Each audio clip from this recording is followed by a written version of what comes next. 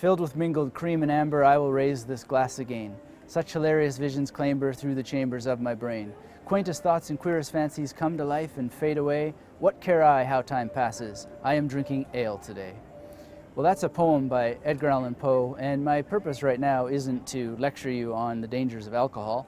I don't think you should drink. It reduces your testosterone, it robs you of good sleep, it can give you a hangover and all that terrible stuff like creating arguments in relationships and so on and so forth. I don't drink anymore because of how it damages my memory, but I certainly had some years where I drank Guinness as my meat and potatoes in university so that I could save money, and you know, we do it. But get rid of drinking as much as you can, if not completely. But my real purpose is that one of the best habits that you can have is exercising your memory and memorizing a lot of quotes, a lot of poems, a lot of jokes, things that you can bring out at the right moment, at the right time to either entertain people or to share nuggets of wisdom in the exact words. So a little piece of wisdom that I like, I heard it from Joe Polish, who you should check out on the I Love Marketing podcast.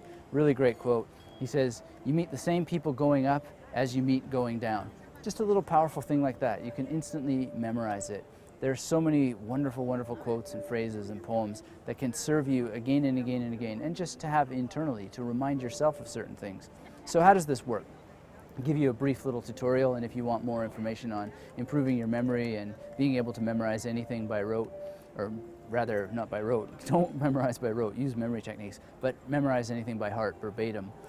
You can create a memory palace. The memory palace is really the most amazing and powerful technology ever invented by human beings. It's a very old technique, started in ancient Greece, and it involves taking a familiar piece of architecture, your home, a school, where you work, any place that you're familiar with, and then charting it out.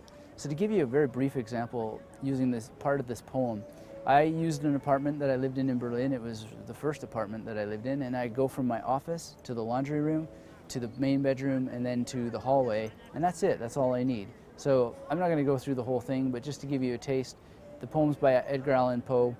He starts in my office, and it goes, "Filled with mingled cream and amber, I will raise this glass again." And he just lifts up a glass that's filled with amber, and he's swirling it around like this, and he's doing it again and again. So, filled with mingled cream and amber, I will raise this glass again.